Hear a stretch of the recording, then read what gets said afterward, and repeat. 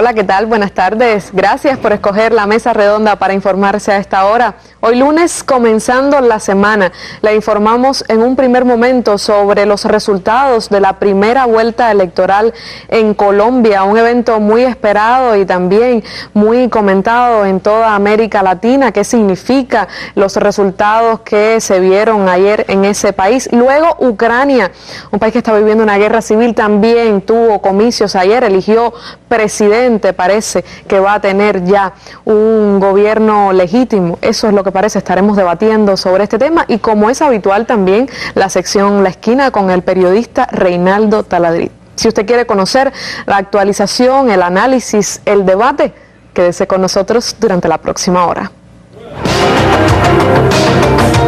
Más de 2.600 emisiones en vivo. Hemos creado un sistema de integración sin precedentes en la historia del mundo. Tribuna para los líderes progresistas de nuestra América. La presencia de Cuba fue realmente, yo diría, totalizante.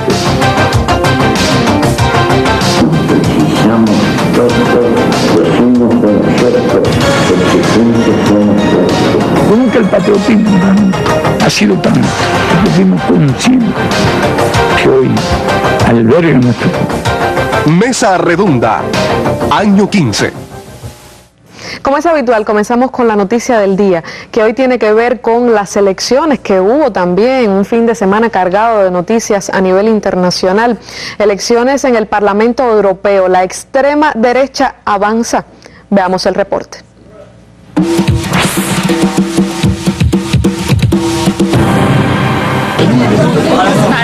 La ultraderecha celebra en Francia y desata un terremoto político. El Frente Nacional de Marine Le Pen reivindicó una victoria histórica en las elecciones europeas. Según las proyecciones, el partido consiguió el 25%. Es la primera vez que encabeza los resultados de una elección nacional y sobrepasa el 20% de los votos. El Partido Socialista del presidente François Hollande quedó en tercer lugar con apenas el 14%. En unas elecciones que los expertos consideran perfectas para el voto castigo, esto supone otro duro revés electoral para el oficialismo en Francia tras las municipales de marzo. Le Pen pidió de inmediato la disolución de la Asamblea Nacional Francesa. La ultraderecha ganó terreno en todo el continente. En el nuevo Parlamento Europeo, de 751 escaños, los partidos antisistema, antieuropeos y de extrema derecha que no tenían representantes sumarían ahora unas 143 bancas. Según las proyecciones, el equilibrio de fuerzas se verá modificado a favor de una fragmentación de los distintos grupos. Pero las principales fuerzas políticas, los conservadores y los socialistas, junto con los liberales, continuarán dominando el hemiciclo. Ayer, como les comentaba, hubo elecciones presidenciales en Colombia. Los medios titulan que el principal ganador ha sido la abstención. Casi más del 60% de los colombianos no votaron en unas jornadas en las que se estaba dirimiendo sobre el camino de la paz o la guerra. Para explicarnos qué significan estos resultados y qué puede pasar en la segunda vuelta, está con nosotros Ana Teresa Badía, doctora en Ciencias de la Comunicación, profesora y analista de temas internacionales. Gracias, Ana, por estar con nosotros una vez más. Y antes de empezar el diálogo, yo quisiera recordar cómo fueron los reportes sobre la victoria de Óscar Iván Zuluaga, el candidato uribista que en esta primera vuelta se llevó la mayoría de los votos. En un ambiente de júbilo, el candidato opositor Óscar Zuluaga recibió los resultados de los comicios presidenciales del domingo en Colombia. Con el 29,3%, el conservador fue el candidato más votado. Opuesto al proceso de paz que lleva adelante el gobierno con las FARC, Zuluaga le disputará la presidencia a Juan Manuel Santos en segunda vuelta el 15 de junio. Santos lo acusa de querer perpetuar la guerra, pero Zuluaga asegura que quiere una paz sin impunidad para las FARC. El derechista de 55 años, apadrinado por el exmandatario Álvaro Uribe, promete condicionar el diálogo con la guerrilla a un cese unilateral del fuego por parte de los rebeldes. Para algunos analistas parecía que estaba claro que Juan Manuel Santos, siendo el presidente cuando tienen más capacidad para desplegarse desde el punto de vista de campaña política, además con los éxitos de los diálogos de paz que están sucediendo aquí en La Habana, pues parecía que Juan Manuel Santos ganaría. Sin embargo, ha sido hasta una sorpresa para algunos el hecho de que Óscar Iván Zuluaga, el candidato uribista, un hombre omnipresente en la política colombiana, me refiero al expresidente Álvaro Uribe, terminara ganando, no pensemos en grandes cifras, un 29%. De los que votaron, que fueron muy pocos en comparación con el padrón, con el número de personas que están en el padrón electoral. ¿Por qué pierde el candidato presidente, Ana? Bueno, muy buenas noches, Cristina, para ti y para la audiencia a esta hora. Yo creo que las razones son varias. Pienso que hay que partir del hecho de que estamos hablando de las elecciones más sucias de la historia de Colombia. Una campaña plagada de escándalos. Ambos candidatos estuvieron sumidos en escándalos políticos. Te diría además que hubo mucho dinero de por medio, no por parte de Juan Manuel Santos, sino del bando contrario. Todo eso incidió en que en efecto se registrara un altísimo porcentaje de abstención, un 60%, únicamente comparable con lo que ocurrió en el año 1994. A esto le sumas que la cantidad de boletas nulas fue de 6,1%, o sea, el voto en blanco te da un alto porcentaje en este caso. Esto denota también el desprecio de los colombianos por la política tradicional. En este caso, diría yo, hubo también mucha fragmentación de candidatos, algo que desde mi punto de vista se ha convertido en una tendencia en América Latina en las últimas elecciones. Fíjate que ya prácticamente se va haciendo una tendencia en muchas naciones la existencia de una segunda vuelta. En el caso de Colombia hay que obtener el 50% de los votos, ninguno de los dos aspirantes lo alcanzó en este caso, y lo más destacable también en este sentido, yo te diría que lo positivo de este proceso es que transcurrió en paz, y creo que habría que resaltar la voluntad de las dos guerrillas más importantes del país. O sea, estamos hablando de las Fuerzas Armadas Revolucionarias de Colombia, Ejército del Pueblo, FAREP, y del Ejército de Liberación Nacional, el ELN, que decretaron una tregua unilateral en este caso. O sea, que en paz en muchísimo tiempo, es decir, unas elecciones en muchísimo tiempo que sucedieron en paz. Creo que como nunca antes en la historia más reciente de Colombia. Y quiero destacar también, Cristina, que para mí la gran sorpresa fue Clara López, la representante de la izquierda, que logró ubicarse en un cuarto lugar con su fórmula, con Aida Bella como vicepresidenta. Creo que habría que destacar como algo de lo más notable en las elecciones de la jornada anterior ese avance aún discreto de la izquierda en el país. Y la pregunta también podría ser, Ana, ¿hacia dónde irán esos votos en esta segunda vuelta? Es decir, los votos de los candidatos que quedaron en tercer y cuarto lugar, ¿hacia dónde irían entonces esos votos? Pero primero, yo te propongo escuchar algunas opiniones de ciudadanos colombianos que estaban precisamente votando ayer sobre por qué votaban y cuáles son las razones por las cuales esperaban que el candidato que eligieron resolviera los problemas del país. Veamos. La reconciliación entre los seres humanos debe marcar la pauta para una vida diferente, no 50 años de guerra y más. Quiero que haya paz, pero también quiero que haya educación, que haya igualdad de condiciones para todos. Que se acabe la corrupción, que dejen de hacer las familias gobernar este país, que haya más igualdad, que las propuestas que hagan en las presidencias sean para mejorar la salud, la pensión, el bienestar de las personas. Parecería entonces, Ana, cuando uno escucha estas opiniones, que la paz sigue siendo una prioridad, sigue siendo esencia de los problemas en Colombia. Sin embargo, el hecho de que Oscar Iván Zuluaga, un candidato que ha dicho que se opone a la manera en la que Santos está llevando a cabo los diálogos de paz aquí en La Habana, fuera el que ganara, hace pensar que quizás la guerra no es prioridad para muchos de los que fueron a votar al menos?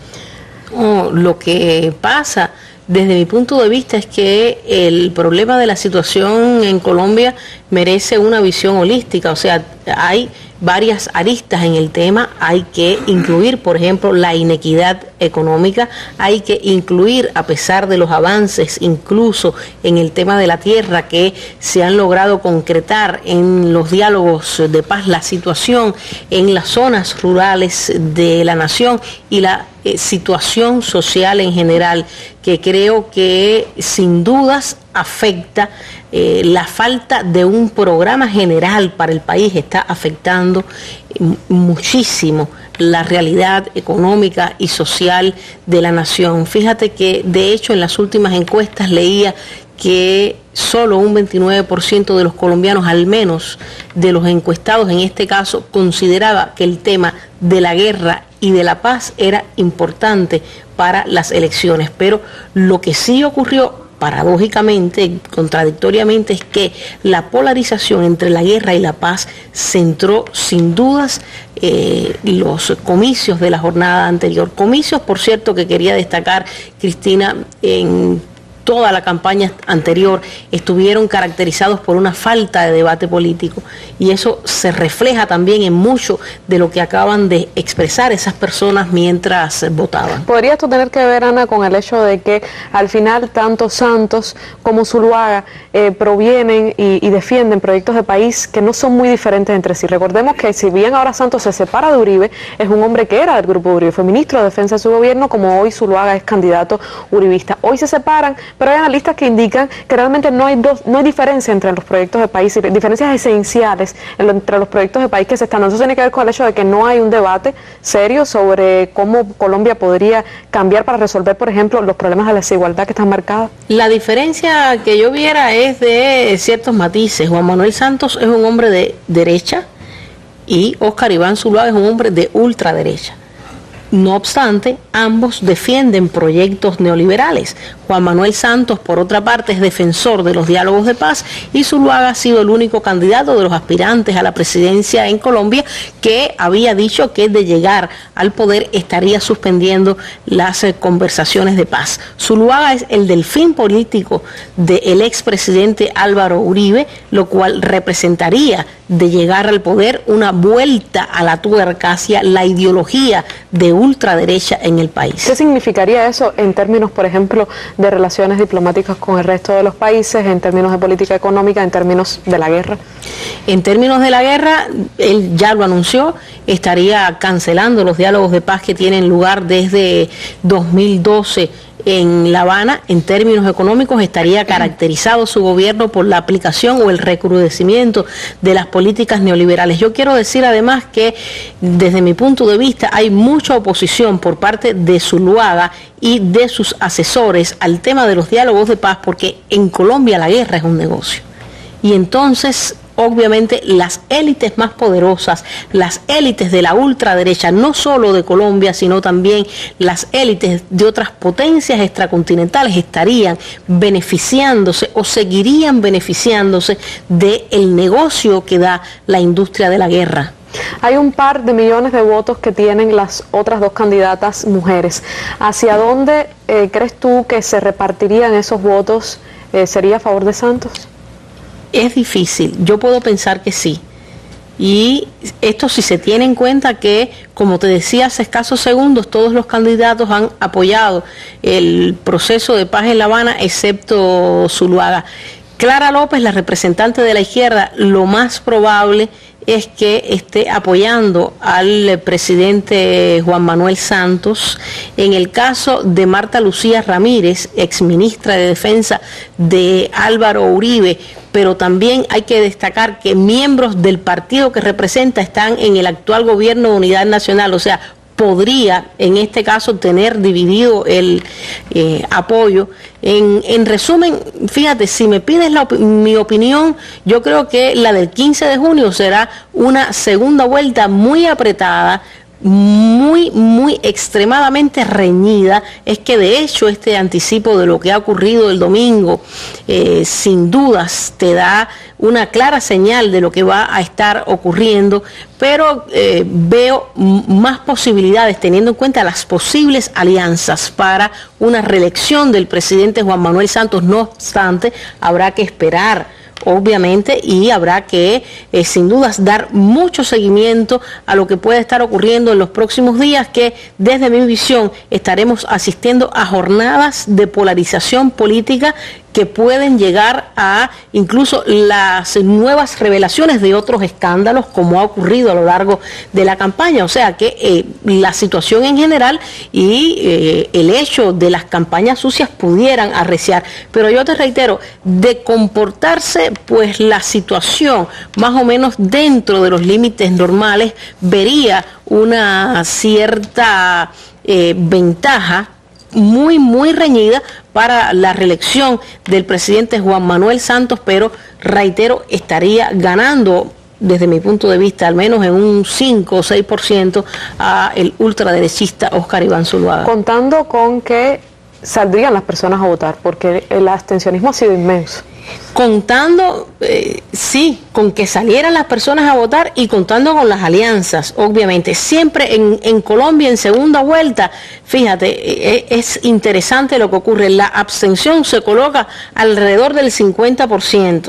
Increíblemente, en segundas vueltas en Colombia hay más participación, por tanto, es presumible y puede esperarse que ciertamente la gente acuda más a las urnas en una segunda vuelta.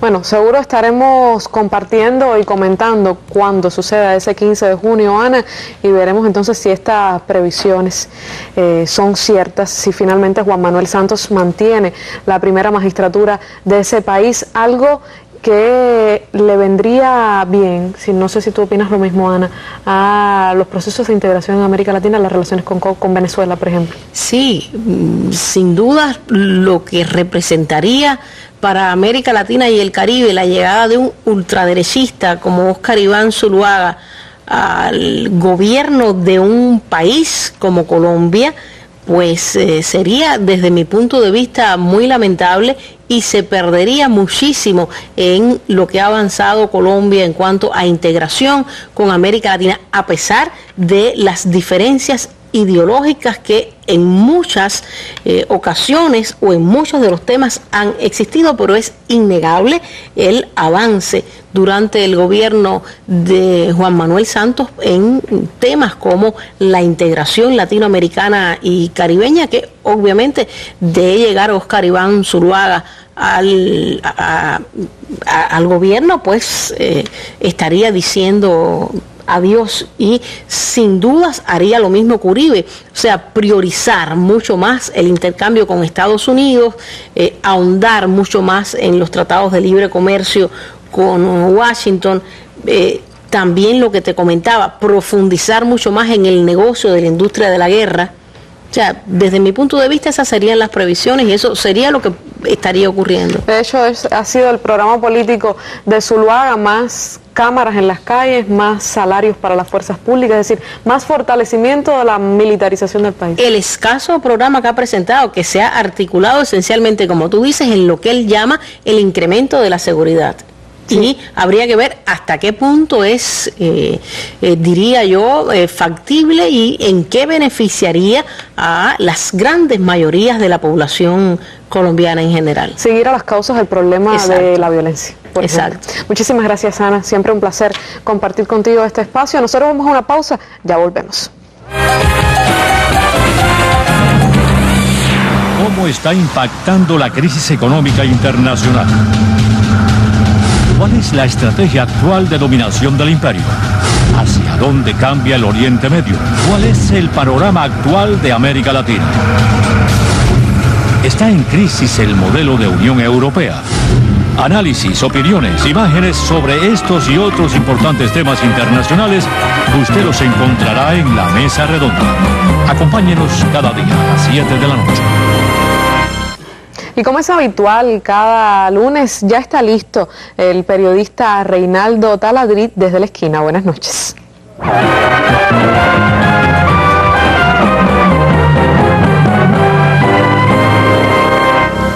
Muchas gracias y efectivamente estamos en la esquina. ¿De qué se trata? Ustedes están viendo atrás Primavera en Washington. ¿Por qué?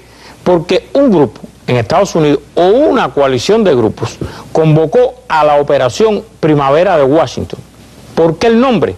Bueno, está copiado de las famosas primaveras que Estados Unidos, de manera más o menos directa, pero mucho más que menos directa, ha organizado en otros países, sobre todo en países árabes, para derrocar gobiernos, organizar manifestaciones, hacer renunciar a grupos políticos que están en el poder, etc. Y a estos grupos se le ocurrió, vamos a convocar una marcha. Ellos calcularon entre 10 y 30 millones, sí, no digo mal, calcularon hacia Washington. ¿Para qué? Vean lo que estaban pidiendo en esa manifestación en pantalla. Vamos a verlo. Ahí está.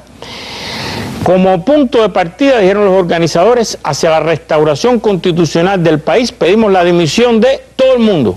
Obama, el vicepresidente Biden, Biener, el líder de la mayoría en la Cámara, el fiscal general, el líder de la mayoría demócrata en el Senado, Harry Reid, el líder de la minoría republicana del Senado, Mitch McConnell, y la líder de la minoría demócrata en la Cámara, Nancy Pelosi.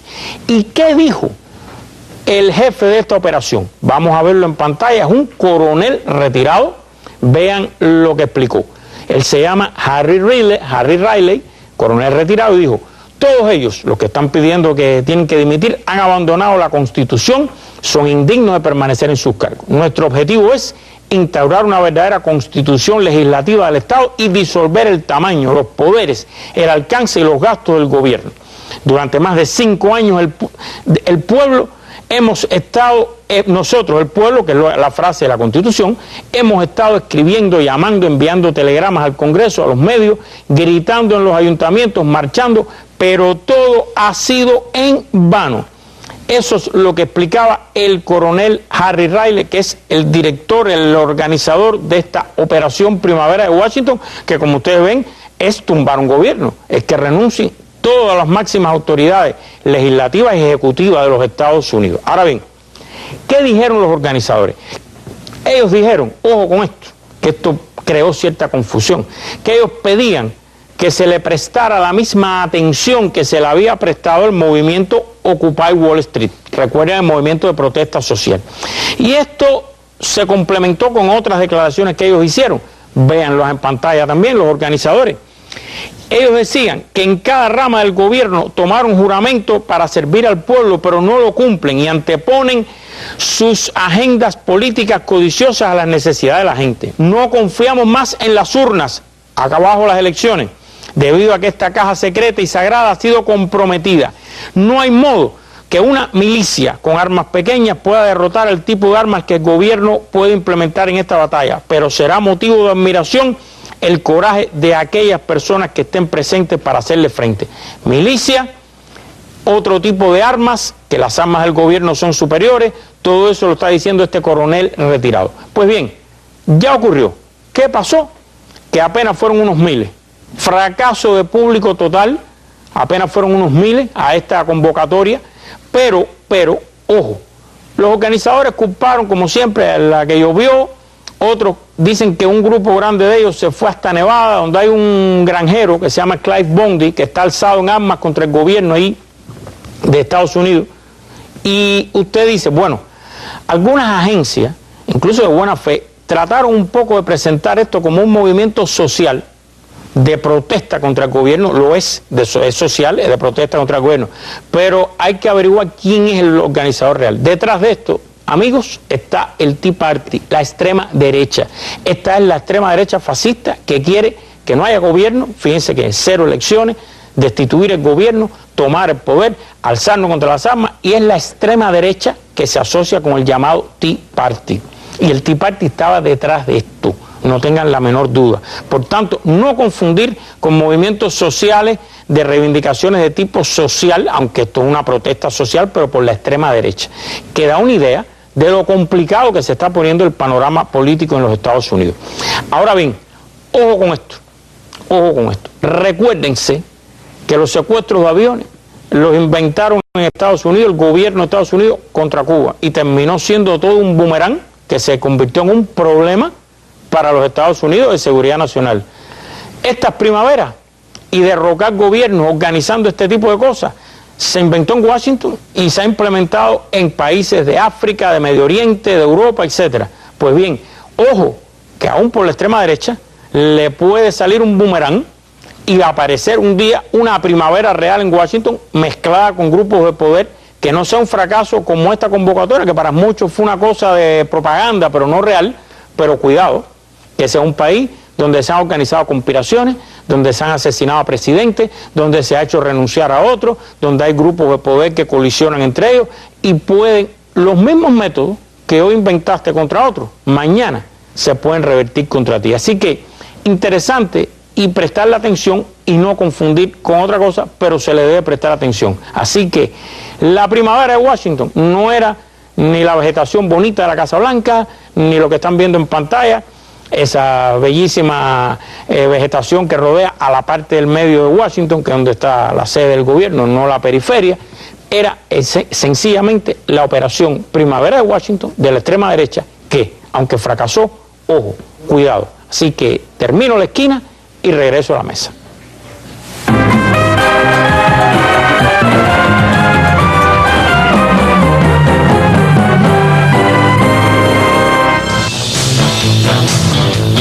Este martes y jueves en la mesa redonda, nuevas facultades de la empresa estatal socialista. Las nuevas facultades otorgadas a la empresa estatal socialista, las nuevas regulaciones financieras y la vinculación del salario con los resultados y otros temas de interés serán analizados el martes en la mesa redonda con la participación de importantes directivos del Ministerio de Economía y Planificación, Ministerio de Finanzas y Precios y el Ministerio de Trabajo y Seguridad Social, así como de la Comisión de Implementación y Desarrollo de los Lineamientos. El jueves se dará continuidad a este tema con las respuestas de los panelistas a interrogantes de la población. Si usted desea participar con su opinión o preguntas, puede llamar el martes durante la emisión del programa al 831-2484 y hasta el jueves al teléfono 646-5900 en el horario de 9 de la mañana a 5 de la tarde. Puede además dejarnos su opinión en el correo electrónico mesaredonda@enet.cu y en los sitios web de la Mesa Redonda y Cuba Debate. Acompáñenos.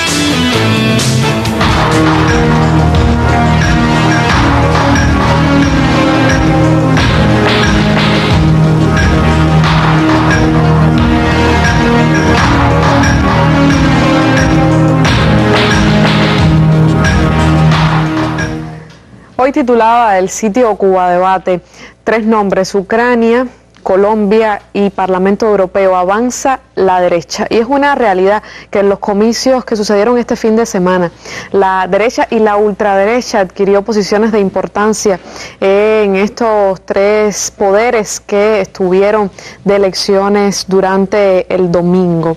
Y en Ucrania no hay muchas sorpresas, por supuesto que un proeuropeo y un hombre de derecha ha ganado, Piotr Poroshenko, el rey del chocolate, un multimillonario de ese país, un oligarca, ha ganado la presidencia. ¿Qué significa? ¿Podrá construir la paz que tan necesaria es ya en Ucrania, que está viviendo una guerra civil? ¿Cómo será su relación con Rusia y a la vez con la Unión Europea? ¿Qué hará para recuperar los territorios que ya se han separado de la hegemonía de Kiev? Para responder estas preguntas y aclararnos un poco más sobre lo que sucede en este país europeo, le doy las buenas tardes a Santiago Pérez Benítez, investigador del Centro de Investigaciones de Política Internacional, CIPI, y especialista en temas de Europa. Gracias, Santiago, por estar aquí una vez más. Pero antes de las preguntas, que tengo varias sobre este tema tan complejo, vamos a ver el reporte de cuando reconocieron la victoria uno y la derrota Yulia Timoshenko. Petro Poroshenko se ha proclamado ganador de las presidenciales de Ucrania. El virtual nuevo presidente ucraniano, según los sondeos a pie de urna, ha sido elegido con cerca del 56% de los votos, por lo que no habrá segunda vuelta. El millonario proeuropeo se ha fijado como prioridad acabar con la crisis del sureste del país. El principal problema es que Ucrania nunca reconocerá ni el referéndum ni la ocupación de Crimea. El pueblo ucraniano de forma estratégica ha optado por el desarrollo de nuestro país.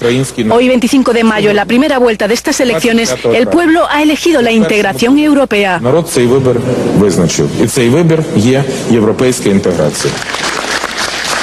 Su principal competidora, Yulia Timoshenko, ha reconocido su derrota con solo un 13% de los votos y ha insistido en convocar un referéndum sobre el ingreso en la OTAN. Bueno, un país que ha sido centro de noticias en las últimas semanas, sobre todo por el conflicto que está viviendo, violencia, muertos y bueno, todo lo que suscitó estas noticias que tiene que ver con el golpe de Estado que le dieron a Víctor Yanukovych. ¿Qué podríamos esperar, Santiago, de Poroshenko? ¿Quién es este hombre? ¿Qué podríamos esperar de un hombre de su clase?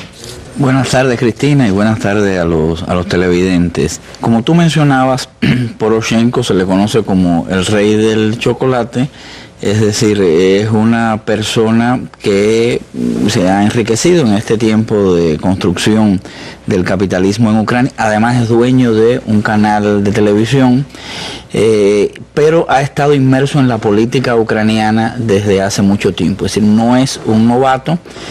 Fue el jefe de campaña del que después presidente Yushchenko durante la Revolución Naranja en el 2005, fue incluso canciller del presidente Yushchenko a final de su mandato, y después con el presidente Yanukovych siguió en el gobierno y fue ministro de Comercio. Es decir, es una gente que ha estado, como muchos políticos en Ucrania, en varios bandos, ¿no? Porque en Ucrania no hay como tal partidos políticos establecidos, sino que son grupos que han estado en el poder independientemente de los momentos y de las épocas.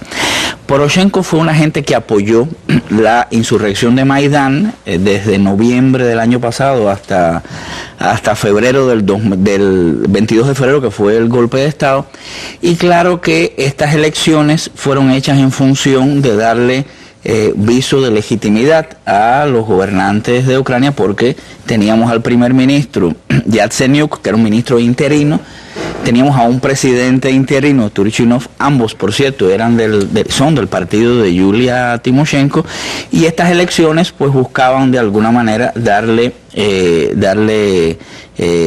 proyección y legitimidad a las nuevas autoridades. Hay que decir que hubo una buena participación. Hay que recordar que Ucrania es un país dividido. Hemos hablado mucho de las regiones del este, donde es un 15% de la población. El resto vive en las regiones de occidente y del centro, donde hubo una participación adecuada y bueno, las cifras de votación a favor de Poroshenko. Si tiene determinado apoyo de la sociedad detrás, porque también la gente está cansada de tanta crisis en Ucrania desde tanto periodo y han visto de alguna manera que Poroshenko puede ser una salida. ¿Qué es lo que él ha estado diciendo? En primer lugar, bueno, ya lo vimos en pantalla, la necesidad de resolver el problema interno en Ucrania, pero al mismo tiempo, el mismo día casi que asumió la presidencia, sino que fueron las elecciones, se ha dado un incremento tremendo de las tensiones en Donetsk y en Lugansk. En segundo lugar, ha dicho que va a resolver los problemas con Rusia, 3 o 4 meses, porque él conoce a Putin, habría que ver, son problemas estructurales, y ha dicho algo que yo creo que es importante y es bueno que los televidentes lo tengan en cuenta. Poroshenko es presidente, pero Ucrania es una república mitad presidencial, mitad parlamentaria, y el gobierno sigue siendo el mismo. En este gobierno está el primer ministro Yatsenyuk, pero hay los sectores de la extrema derecha, tú mencionabas al inicio, en Colombia, Taradaría hablaba en Estados Unidos, el Tea Party, en el Parlamento Europeo, la derecha. Esta gente está en el gobierno actual en Ucrania y tienen posiciones muy importantes en el Consejo de Seguridad. Es verdad que ahora en las elecciones a la alcaldía de Kiev, que salió el boxeador que hemos mencionado otras veces, Klitschko, tuvieron un desempeño muy malo, un 1 o 2%, ¿no? Los candidatos de la extrema derecha, pero estarán ahí en el gobierno. Entonces, realmente Poroshenko tiene una misión que es estabilizar aquella situación en Ucrania. Tiene, como tú mencionabas, la guerra civil en el este. Tiene una tremenda dependencia, va a tener durante todo el periodo del FMI, de la Unión Europea, de los Estados Unidos, que están ahí. Tiene serios problemas con Rusia, tiene serios problemas económicos, la economía ucraniana va a decrecer un 5% este año, tiene realmente unas condiciones sumamente complejas. Sí, cómo construir la estabilidad resulta casi que un misterio difícil de poder hacer previsiones sobre eso. Ya lo decía, mientras la Comisión Electoral Central de Ucrania declaraba hoy válidos los comicios presidenciales en los que resultó ganador, según las encuestas, el oligarca Piotr Poroshenko, el ejército intensificaba las operaciones punitivas contra el este del país, que da cuenta de cómo continúa la guerra, es decir, no porque hay un nuevo presidente esto se ha detenido, pero hay más por conocer. Vamos a escuchar qué opinaron algunos de los que votaron y no quisieron votar también en las elecciones de ayer. Las elecciones no son nuestras, somos la República Popular de Donetsk. No quiero votar, no hay ningún ser humano entre los candidatos. Las elecciones solo podemos decirles adiós y lanzarles un beso. Que prosperen, que estén bien, que elijan a sus presidentes y que por favor nos dejen en paz. ¿Qué va a pasar entonces ahora, profesor, con estas opiniones con tanta vehemencia defienden los ciudadanos de Donetsk, de que no tiene nada que ver con esas elecciones? Implica que no tiene nada que ver con el gobierno de Kiev, son parte de Ucrania, no son de Rusia. ¿Cómo plantea este señor Poroshenko que va a resolver esto? Recuérdate que estas regiones se declararon independientes, sobre todo Lugansk y Donetsk, y un día antes de las elecciones hubo una reunión en Donetsk que planteaban la creación eventual del Estado Novorossiya, que incluiría a zonas de Kharkov, de Odessa, Nikolaev, Kherson. Es decir, estamos hablando del este y el sur de Ucrania. Poroshenko no fue durante la campaña electoral a Donetsk, la que fue Yulia Timoshenko, dio una conferencia de prensa y regresó. No habló en ese momento de negociar, de conversar con estos sectores de Lugansk y de Donetsk, y sus declaraciones han sido que primero va a ir a Donetsk, que él entiende mucho de los reclamos. Poroshenko es de Dniepropetrovsk, que es una zona cercana a Donetsk y a Lugansk, pero ha tildado a los independentistas de terroristas, ha dicho que no va a permitir que se forme otra Somalia en Ucrania y que contra los terroristas no se puede hablar, que lo que hay es que combatir. Y por eso planteó incluso que va a hacer una ofensiva rápida, eficiente, para acabar con el problema, al mismo tiempo que está diciendo que... Una guerra. Sí, al mismo tiempo está diciendo que él entiende que habría que darle un mayor estatus al idioma ruso, que él no está a favor de la federalización, pero que sí, dentro de los marcos de una Ucrania unitaria, le daría más potestades a las regiones en temas de impuestos, etcétera.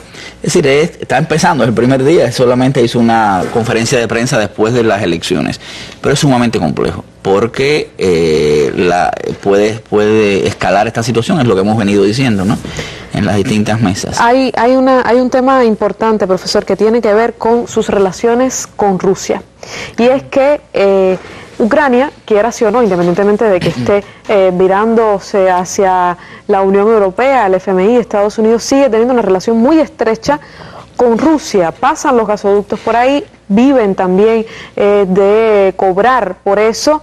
Europa necesita ese gas de Rusia. Entonces, ¿cómo resolver esta contradicción de yo soy proeuropeo, pero tengo que conservar mis buenas relaciones con Rusia, o no sobrevivo, o encontraré otras alternativas? ¿Cómo será? Claro. Bueno, ese era uno de los grandes dilemas del presidente Yanukovych. El problema es que el presidente Yanukovych quiso conservar un tratado de libre comercio, unas buenas relaciones económicas con Europa y al mismo tiempo con Rusia. El problema es que la Unión Europea y los Estados Unidos no lo dejaron, no lo permitieron, o con un lado o con el otro, y ya vemos lo que ha pasado. Los vínculos de Ucrania con Rusia son muy cercanos. Está el tema del gas que mencionabas, está el tema del mercado ruso. Ahí grandes productores, sobre todo del este ucraniano, exportan su producción a Rusia. En la Unión Europea no son competitivos. Realmente Rusia además tiene una ascendencia hay un 17% de la población de origen étnico ruso. En el este hablan entre ellos en ruso. Es decir, Rusia ha sido y Ucrania son pueblos que han estado muy vinculados histórica y culturalmente, aunque lo hemos explicado otras veces, la región del oeste y la región del centro tiene una mayor aproximación hacia a Europa, a Polonia, etcétera. Está el tema de la deuda del gas. Putin incluso ha planteado que ellos reconocen la voluntad del pueblo ucraniano expresado en las urnas, que estarían dispuestos a conversar con quien saliera presidente, en este caso Poroshenko. Ellos se conocen bien. Poroshenko fue ministro de Relaciones Exteriores del presidente Yushchenko y después fue ministro del presidente Yanukovych. Pero que para eso hay que pagar la deuda. Y la deuda, hay distintas apreciaciones, pero los rusos están planeando 3.500 millones de dólares.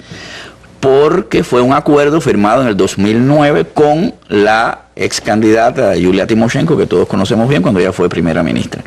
Y los ucranianos hasta ahora no han pagado esta deuda, incluso la deuda se ha incrementado porque las tarifas que los rusos le cobraban al presidente Yanukovych, que eran de unos 268 dólares por 100.000 metros cúbicos de gas, por 1.000 metros cúbicos de gas, perdón, le han subido los precios. Evidentemente no es un país amigo. Entonces ese es un primer tema. Hasta el punto de que le han dicho, bueno, si el 3 de junio no me abonas la deuda, pues te empezaría a enviar solamente lo que me pagues. Ya sabemos en el 2006 y el 2009 que esto generó un gran problema, porque como tú decías, Ucrania es el estado tránsito de ese gas que no solo lo consumen los ucranianos, sino que va a los países de la Unión Europea, los cuales dependen también de ese gas de Rusia. Realmente es un entuerto muy complicado de resolver para el presidente Poroshenko. Van a haber negociaciones seguramente. La Unión Europea tiene que le ha dado también un crédito, y el FMI deben abonar esa deuda. Los rusos están planteando, pero bueno, ¿de qué estamos hablando? Es una relación de negocio, hay una deuda que tú no me has pagado, tienes que pagarme, y después podemos empezar a conversar cómo escalonar esa deuda, cómo pensar en términos de precio. Es decir, es un problema serio. Y otro problema serio, Cristina, es el tema de las condiciones que le está imponiendo el FMI a Ucrania. Para que tengas en cuenta, le está diciendo que para yo darte el crédito, programas de ajuste que los conocemos todos en América Latina, que son... Y en la Unión Europea propiamente. Y en la propia Unión Europea, con todos los programas de ajuste que están transitando. Es decir, ellos tienen que elevarle el precio del gas a los ucranianos en sus casas, estamos hablando de calefacción en tiempo de invierno, en 50%. Es decir, van a crecerles significativamente los precios del gas. Tienen que expulsar al 10% de los trabajadores del Estado ucraniano para recibir ese crédito.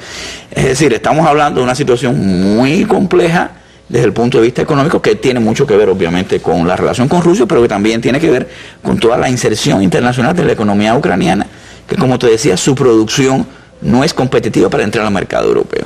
Entonces toda la gran crisis alrededor de Maidán se formó porque, bueno, vamos a entrar a la Unión Europea. Hay mucho también de propaganda, hay mucho de ilusiones en muchos sectores de la población ucraniana. Y los europeos le han dicho, yo no te puedo aceptar en la Unión Europea. Ucrania son 45 millones de habitantes. La Unión Europea, lo hemos visto en varias discusiones, está en crisis. Los programas de ajuste, prácticamente el crecimiento va a ser muy insignificante. Y de pronto aceptar a Ucrania es complicado. Por tanto, los retos que tiene el presidente Poroshenko son muy importantes. Además, los retos del este, que tiene que ver con población rusa y que evidentemente no le es indiferente a Moscú, ¿no? Más esta región, y había analistas que lo decían, profesor, cuando Crimea se separó en referéndum y fue aceptada rápidamente por Rusia, una cosa es Crimea y otra cosa es la región del Donbass, que es mucho más amplia, que tiene una riqueza de minas y un conjunto de intereses económicos de importancia. Eso es lo que es Donetsk y Lugansk, que es esta región del Donbass. Por eso él está tan interesado en dialogar rápidamente en este sentido. Ahora, ya hablábamos de las razones por las cuales Víctor Yanukovych se le dio el golpe de Estado. Es decir, esta dicotomía, no estamos hablando de un hombre de izquierda, ni mucho menos, un hombre representante de la misma clase de Poroshenko, pero que intentó tener una posición un tanto soberana, no adecuada, y además en un momento geopolítico también interesante para Ucrania. para el mundo y que tiene que ver también con esta réplica de la Guerra Fría Rusia-Estados Unidos. Ahora, mi pregunta es, las protestas del Maidán tuvieron un origen, tuvieron un gran nivel de manipulación mediática, pero tuvieron un origen de problemas que hay en ese país. La pregunta es, ¿Poroshenko plantea en su programa político enfrentar algunos de esos problemas? Porque si se une a la Unión Europea y acata las decisiones del FMI, según lo que usted está explicando, implica más austeridad, más complejidad para los niveles de vida de los ucranianos, y al mismo tiempo ya arrastraba los problemas que Víktor Yanukovych tuvo que enfrentar con esas protestas. Es decir, ¿cómo salvar esta contradicción? A ver, él no va a entrar a la Unión Europea, es decir, Ucrania no va a entrar a la Unión Europea en el periodo... ¿Pero aceptaría estos créditos con estas condiciones? No tiene otras opciones. Es que este sector de Maidán que ha llegado al poder en una situación prácticamente de desastre, de bancarrota de la economía ucraniana, esta sería la tabla de salvación con estos programas de ajuste. Habría que ver, y es por eso muy atinada a tu pregunta, habría que ver cuáles serían las consecuencias y cuáles serían las perspectivas reales del desarrollo de Ucrania.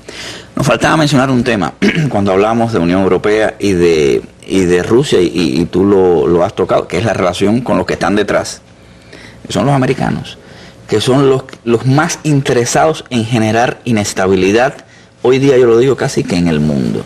Fíjate el patrón de actuación de los Estados Unidos en distintos lugares, han generado inestabilidad, la han dejado ahí, ya sea en Siria, en Irak, en Afganistán, a mi juicio lo van a hacer también en Ucrania.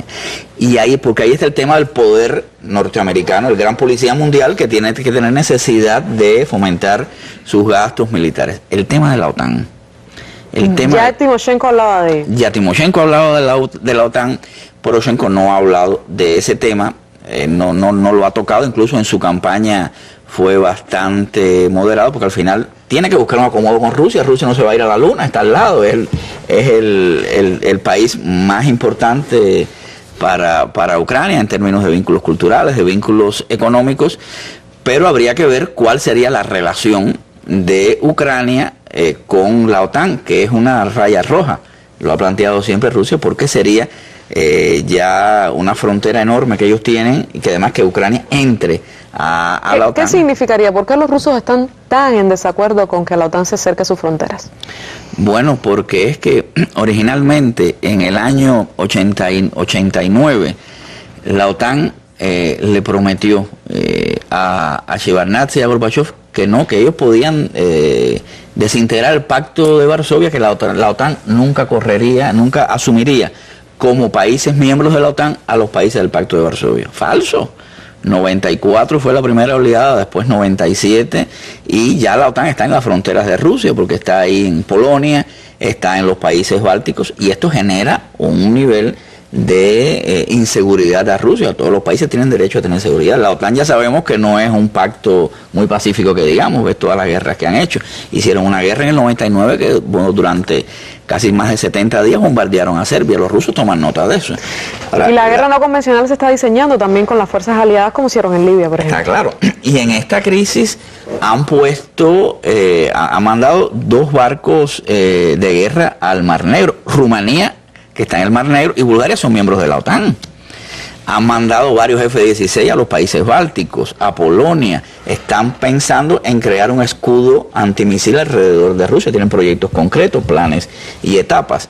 Es decir, es parte de toda una proyección de los Estados Unidos y de la Unión Europea como aliados menor de los norteamericanos para cercar a Rusia, porque es parte, te repito, de toda una lógica geopolítica que viene funcionando en la lógica del imperialismo norteamericano y del imperialismo occidental contra Rusia y también contra China, porque esto no es solo parte del despliegue contra Rusia, es parte de un despliegue mundial, que es lo que ellos siempre han querido, que es buscar el dominio global y evitar que actores poderosos, desde el punto de vista militar, que en el caso de Rusia, desde el punto de vista económico, político, como es el caso de China, pues les cuestionen la hegemonía, que es lo que, repito, ha buscado Estados Unidos. ¿Qué podemos esperar de la posición de Rusia? Es muy importante cómo actúen desde el punto de vista político, teniendo en cuenta que es un país determinante para la región y determinante para Ucrania. Ya Vladimir Putin, el presidente, había hecho declaraciones sobre que había que estar observando los resultados de las elecciones de ayer como una forma de reconocer que no se podía dar toda una cascada de referéndums independentistas, porque primero lo que había que hacer era llamar al diálogo nacional en Ucrania. Eso incluso lo dijo el canciller ruso cuando estuvo aquí en La Habana hace algunas semanas. ¿Cuál es la valoración que usted tiene sobre la posición que tiene Rusia y cuál podrá ser la que tenga ahora? ¿Se sentará con Poroshenko? Mira, antes de eso yo quiero decirte que hay muchas cosas que se van de la mano. Recuerda cuando el presidente Putin en su momento sugirió posponer los referéndums en Lugansk y en... Sin embargo, eso no sucedió. Y no sucedió, y ellos lo hicieron. Además, es que la historia de Ucrania, disculpe que lo interrumpa, demuestra que no todo está escrito ni todo está calculado, y eso ha sido... Claro, es un tema a tener en cuenta. Y para los rusos, como para los ucranianos, Rusia no se va a ir a la luna, para los rusos Ucrania tampoco se va a ir a la luna, y inevitablemente tienen que negociar. Ya ellos tienen experiencia, ya ellos lidiaron en su momento con la Revolución Naranja, con Yushchenko y la Timoshenko. No hay que esperar que este sea el fin de la historia. El presidente Poroshenko va a asumir su mandato en junio, creo que es el 9 de junio, va a hacer su mandato, va a hacer elecciones para diciembre de este año parlamentarias, va a haber cambios en el gobierno. ¿Podríamos esperar que alguna de estas regiones independentistas tengan representaciones en esa nueva Rada, como le decían, la Cámara Unicameral de Ucrania? Déjame acabarte el tema de Rusia. Entonces, Rusia evidentemente ha planteado la necesidad de dialogar, porque son problemas además que la afectan. A Rusia es la primera que no le conviene este nivel de inestabilidad, una guerra civil en sus fronteras, pero tampoco puede desentenderse de esta área, porque incluso ha habido declaraciones del presidente Putin en el sentido de que Rusia no permitiría tampoco un genocidio en esa zona, pues son personas de origen ruso, son ucranianos incluso que han planteado, Donetsk lo planteó en su referéndum, que además quería ser parte de la Federación de Rusia. Es decir, es una situación que va a haber una negociación entre las autoridades rusas y las autoridades ucranianas. Habría que ver cómo se desarrollan los acontecimientos. Pero hay un punto, Cristina, que hay que enfatizar. Ha habido mucha sangre. Muchas de estas cosas y escenarios hubieran sido diferentes un mes antes, pero ha habido bombardeos a ciudades del este, ciudades de Donetsk, la ciudad de Slaviansk ha sido muchas veces bombardeada. Hubo la masacre en Odessa, y estas cuestiones generan un nivel de polarización muy, muy fuerte.